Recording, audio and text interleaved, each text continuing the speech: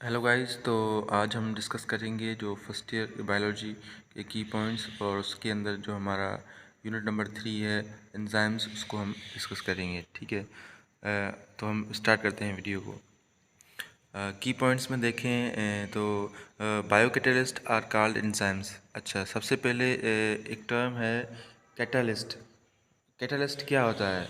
देखें, कैटलिस्ट वो होते हैं जो क्या करते हैं, जो रिएक्शन के रेट को क्या करते हैं, बढ़ाते हैं। उसकी एक्टिवेशन एनर्जी को कम करते हैं और उसका जो रेट होता है उसको क्या करते हैं, बढ़ाते हैं। मतलब जो रिएक्शन सपोज करो कि 1 घंटे में होना है, अगर उसके अंदर आप कैटलिस्ट यूज़ करोगे तो वो क्या हो जाएगा, 5 मिनट में या 10 मिनट में हो जाएगा। मतलब वो उसके रेट को, उसकी टाइम रेट को बढ़ा रहा है, उसकी टाइम जो है रिएक्शन का, उसको क्या कर रहा है, कम कर रहा है। अच्छा, अब बायो कैटलिस्ट आपकी बॉडी के अंदर क्या होता है, मेटाबॉलिज्म होता है, जिसके अंदर एनाबॉलिज्म और कैटाबॉलिज्म दो चीज़ें होती हैं।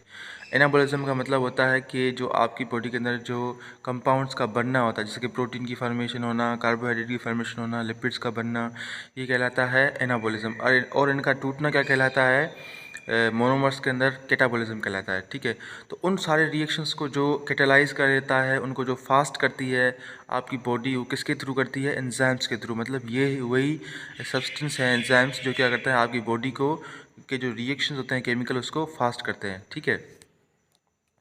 अच्छा, इनको हम क्या कहते हैं, एंजाइम्स कहते हैं। The term enzyme was coined by Frederick Wilhelm Kühne. इसने क्या कह दी, ये टर्म जो है वो सबसे पहले इसने ये दी थी। ठीक है। एंजाइम कब दी थी, 1878 के अंदर। ठीक है। एंजाइम्स में be defined as organic substances capable of catalysing specific chemical reactions in the living system. जो आपके एंजाइम्स है वो हम उसको हम क्या कह सकते हैं कि ये ऑर्गेनिक सब्सटेंस होते हैं। ठीक है। ये कैपेबल होते हैं कैटलाइज स्पेसिफिक केमिकल रिएक्शन। मतलब जो कि एंजाइम है वो क्या करेगा, स्पेसिफिक केमिकल रिएक्शन को क्या करेगा, कैटलाइज करेगा। मतलब उसका जो रिएक्शन का रेट है वो बढ़ाएगा। ऐसा नहीं कि एक एंजाइम सारे जो केमिकल रिएक्शन हो रहे हैं उसका रेट बढ़ाएगा। आपकी बॉडी के अंदर बहुत सारे केमिकल एंजाइम्स हैं जो क्या करते हैं, डिफरेंट डिफरेंट केमिकल रिएक्शंस को क्या करता है, कैटलाइज करता है। Thomas Sek and Sidney Altman discovered that certain molecules of ribonucleic acid also function as enzymes. अच्छा, पहले ये समझा जाता था कि जो आपके एंजाइम्स हैं वो क्या हैं, सिर्फ और सिर्फ प्रोटीन के बने हैं। ठीक है। और प्रोटीन के अलावा वो किसी और सब्सटेंस और किसी भी जो है मालिक्यूल के नहीं बने हैं। पर जो आपका थॉमस सेक था और सिडनी अल्टमैन, उन्होंने एक चीज़ डिस्कवर की थी कि आपके जो राइबोन्यूक्लिक एसिड है वो भी क्या करता है, एज एंजाइम के तौर पे बिहेव करता है। Generally enzymes are proteinaceous in nature. पर ये आप कह सकते हैं कि जो जो जनरली कह रहे हैं, या जो बहुत ज़्यादातर जो एंजाइम्स होते हैं वो क्या है, होते हैं प्रोटीन्स के ही बने होते हैं। ठीक है। अच्छा, अगर आगे चलें तो एनर्जी ऑफ एक्टिवेशन। अच्छा, एनर्जी ऑफ एक्टिवेशन से क्या मतलब है, देखें, अगर किसी बॉडी के अंदर जो नॉर्मल टेम्परेचर होता है उसके अंदर जो एनर्जी मौजूद है उसको हम बोलते हैं कि ये क्या है, उसके अंदर अपना जो इंटरनल एनर्जी क्या है, इंटरनल एनर्जी। ठीक है। अच्छा, जब कोई चीज़ इंटरनल एनर्जी जो नॉर्मल टेम्परेचर के ऊपर होती है। ठीक है। कोई भी सब्सटेंस नॉर्मल जो टेम्परेचर कह लें, या जो उसकी जो एनर्जी है उसके ऊपर रिएक्शंस बहुत सारे जो सब्सटेंस नहीं करते हैं, उसको क्या है, सर्टेन अमाउंट ऑफ एनर्जी चाहिए होती है। उसके बाद क्या करेगा, वो रिएक्शन को स्टार्ट करेगा, प्रोसीड करेगा। ठीक है। तो जितनी एनर्जी उसकी होती है, जब वो एनर्जी मतलब अपना जो रिएक्शन है वो स्टार्ट करता है किसी दूसरे सब्सटेंस के साथ, उसको हम बोलते हैं थ्रेशोल्ड एनर्जी। ठीक है।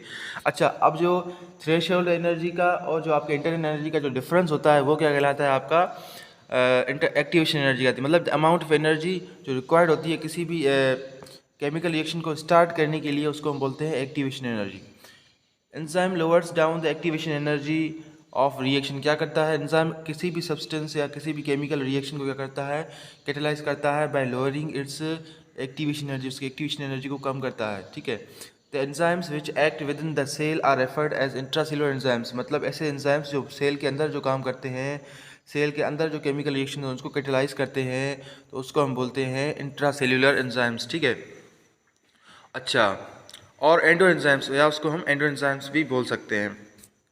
अच्छा, उसके बाद है the other ones are called extracellular enzymes. कुछ दूसरे जो हैं उसको हम क्या बोलते हैं, एक्स्ट्रा सेलुलर एंजाइम्स बोलते हैं। ठीक है। या एक्सो एंजाइम्स बोलते हैं, जो क्या होते हैं, जो सेल से बाहर क्या करते हैं, जो केमिकल रिएक्शंस होते हैं उसको कैटालाइज करते हैं। ठीक है। Enzyme molecules are much greater in size than substrate. अच्छा, सबस्ट्रेट अब क्या होता है? सबस्ट्रेट क्या होते हैं? वो रिएक्टेंट्स होते हैं जिसके ऊपर क्या करता है एंजाइम आपका एक्ट करता है। तो जो सबस्ट्रेट है उसकी जो साइज़ होगी वो एंजाइम से क्या होगी? छोटी होगी, क्योंकि जो सबस्ट्रेट हो रहा है वो आपकी जो एंजाइम्स की जो एक्टिव साइट होती है उसके अंदर क्या होता है? फिट होता है। ठीक है, अब एक्टिव साइट क्या है? Each enzyme has a dimple और groove of specific shape called the active site. मतलब उसके अंदर क्या होती है? एक ग्रूव कह लें या डिम्पल कह लें, ठीक है।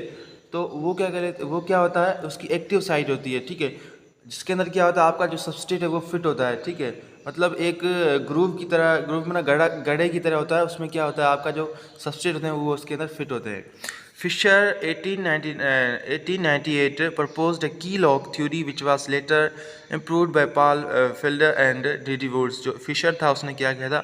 की लॉक मॉडल दिया था या की लॉक थ्योरी दी थी, ठीक है, जिसको फिर पाल फिल्डर ने और D.D. वुड्स ने किया था, फर्दर इम्प्रूव किया था। इसमें ये बात की गई थी कि जो इस पर जो एंजाइम होता है, ठीक है, एक केमिकल जो रिएक्शन होता है वो क्या होता है? आपका लॉक होता है, ठीक है, और जो एंजाइम होता है वो क्या होता है? आपकी एक पर्टिकुलर की होती है। मतलब जो एक पर्टिकुलर की एक पर्टिकुलर ताबे को जो ताला होता है उसको लगती है, उसका मतलब क्या है? एक पर्टिकुलर जो एंजाइम है वो क्या करता है? एक पर्टिकुलर केमिकल रिएक्शन को क्या करता है? फास्ट करता है।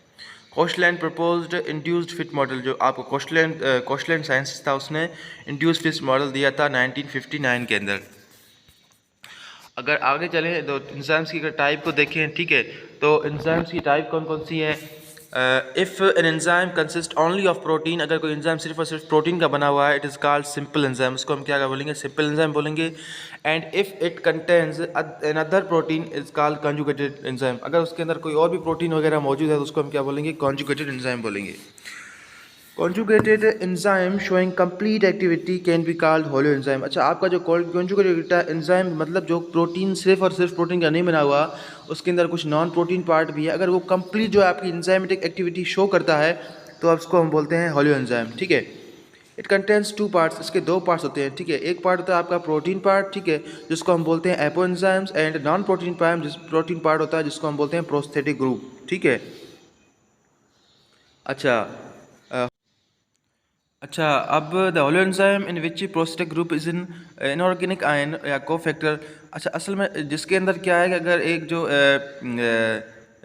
एंजाइम है उसके अंदर जो प्रोस्टेटिक ग्रुप है वो क्या है? इनऑर्गेनिक है, तो उसको हम बोलेंगे कोफैक्टर। ठीक है, तो holo enzyme in which prostatic group is an organic compound. को एंजाइम उसको हम क्या बोलेंगे? को एंजाइम। अगर जो उसका प्रोस्टेटिक ग्रुप है वो क्या है? ऑर्गेनिक है। अल्दो इनऑर्गेनिक आयंस में आल्सो भी प्रेजेंट। जो इनऑर्गेनिक आयंस है वो भी उसके अंदर प्रेजेंट हो सकते हैं, पर उसका जो बहुत सारा जो पार्ट होगा वो किससे बना होगा? आपका ऑर्गेनिक जो उसका प्रोस्टेटिक ग्रुप है उसके ऊपर। अच्छा, अब बात करते हैं फैक्टर्स अफेक्टिंग एंजाइम की एक्टिविटी। वो कौन कौन से फैक्टर्स हैं जो एंजाइम की एक्टिविटी ऊपर क्या करते हैं? अफेक्ट करते हैं। ठीक है, तो यहाँ पे हम देखेंगे, स्टार्ट लेते हैं। The factors which affect enzyme activity. जो अफेक्ट करते हैं कौन कौन से होते हैं? Concentration of substrate, temperature, pH, coenzymes, activator, inhibitors, water, radiations. मतलब ये सारी चीज़ें क्या करती हैं? आपको जो एंजाइम की जो एक्टिविटी है उसके ऊपर अफेक्ट करती है। या तो उसके जो रेट को है वो स्लो करेगी या तो फास्ट। अच्छा, जितने भी जो सब्सटेंस है इसकी एक जो लिमिट के अंदर इनकी अमाउंट चाहिए होती है, ठीक है, उसको हम बोलते हैं ऑप्टिमम, उसका अमाउंट वो चाहिए होता है। ठीक है, जैसे कि ऑप्टिमम टेम्परेचर हो गया, ठीक है, ऑप्टिमम पीएच होगी, उसके ऊपर जिसके ऊपर जो एंजाइम है वो सबसे ज़्यादा बेस्ट क्या करे, परफॉर्म करे, या जो बेस्ट जो रिएक्शन का जो रेट है वो दे, तो उसको हम क्या बोलते हैं? उसका ऑप्टिमम टेम्परेचर, ऑप्टिमम कंडीशंस बोलते हैं। ठीक है, inorganic substance which increase the activity of an enzyme are called activators.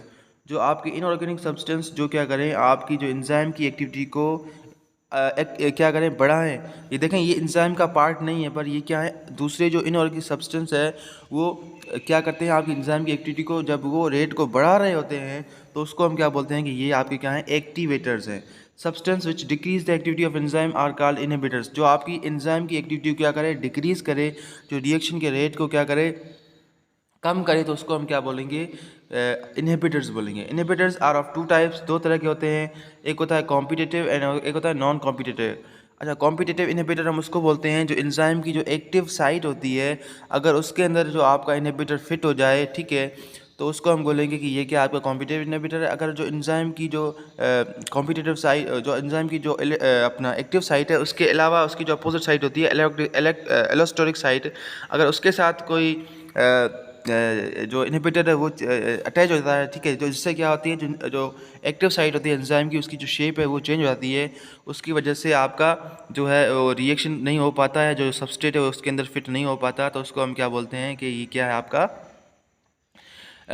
Non competitive inhibitors है, ठीक है।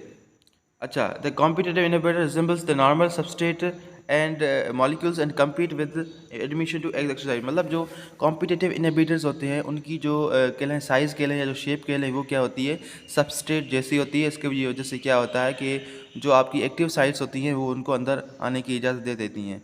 Non competitive inhibitors obstruct enzymatic activities by binding to a part of reactions by binding to a part of the enzyme away from the active site। मतलब जो non competitive होता है वो आपकी active site के ऊपर बाइंड नहीं होगा, मतलब दूसरी साइड जहाँ पे वो क्या होगी, दूर होगी एक्टिव साइट से, या उसकी अपोजिट साइड होगी, जिसको हम बोलते हैं allosteric site. This interaction causes enzyme molecule to change its shape. इसकी वजह से क्या होता है, एंजाइम की जो शेप है वो चेंज हो जाती है। Rendering the active site unreactive to substrate और लिविंग। मतलब उसके अंदर जो सबस्ट्रेट है उसकी जो उसके लिए अनरिएक्टिव हो जाएगा, या उसको जो ये सपोज कर लो अगर कोई सबस्ट्रेट उसके अंदर मौजूद था तो अब वो वहाँ से बाहर नहीं निकल सकता, इसलिए वो ब्लॉक हो जाएगा। इस वजह से जो रिएक्शन का रेट है वो स्लो हो जाएगा। This other binding site is called allosteric site. मतलब जो अपोजिट साइट है एक्टिव साइट की अदर देन बाइंडिंग साइट, उसको हम बोलते हैं allosteric site. When the production is abundant in it binds completely with its enzymes active site। मतलब जब आपकी जो प्रोडक्शन होती है, जो एंजाइम्स वगैरह की या जो आपका सब प्रोडक्ट है वो जब बहुत सारा बन रहा होता है तो वो क्या करता है, आपका जो एक्टिव साइट है उसके ऊपर बाइंड, मतलब जो आपकी जो प्रोडक्ट की कंसंट्रेशन है जब वो बहुत ज़्यादा बढ़ जाती है तो वही वही वही खुद क्या करती है, आपकी जो एक्टिव साइट है उसको क्या करती है, ब्लॉक कर देती है, ठीक है। Most enzymes pathways are also regulated by feedback inhibition। मतलब जो एक नेगेटिव फीडबैक होती है उसके थ्रू क्या होता है कि आपके जो एंजाइम्स की एक्टिविटी को क्या किया जाता है, कंट्रोल किया जाता है। सपोज कर लेंगे अगर आपकी बॉडी के अंदर क्या है कि जो किसी भी सब्सटेंस की जो प्रोडक्शन है वो बहुत ज़्यादा बढ़ गई है, तो अब क्या होगी, तो वही प्रोडक्ट क्या करेगा, एक जो एक्टिव साइट है उसके साथ बाइंड हो जाएगा और उसको ब्लॉक कर देगा। इससे जो रिएक्शन का जो रेट है वो क्या हो जाएगा, स्लो हो जाएगा, और फर्दर उसकी जो फॉर्मेशन है वो रुक जाएगी। इसको हम क्या बोलते हैं, नेगेटिव फीडबैक इनहिबिशन कह सकते हैं, या जो फीडबैक इनहिबिशन इसको हम कह सकते हैं। मतलब आपकी बॉडी के जो प्रोडक्ट है वही खुद क्या कर रहे हैं, आपकी जो रिएक्शन के रेट को कंट्रोल कर रहे हैं, या उसके बढ़ने से क्या हो रहा है, आपका जो रिएक्शन का रेट है वो स्लो हो रहा है। अच्छा, तो ये था हमारा आज का जो टॉपिक, थर्ड चैप्टर है फर्स्ट ईयर की बायोलॉजी का। थोड़ा सा ये इजी था और छोटा चैप्टर था, तो हमने इसको कवर कर लिया जल्दी से। Thank you. लाइक करें, शेयर करें, सब्सक्राइब करें, ताकि जो लोग जिनको ज़रूरत है नोट्स की या की पॉइंट्स की, तो वो ये वीडियो वहाँ तक उन लोगों तक पहुँच सके और वो इसको देख सके, ठीक है। Thank you.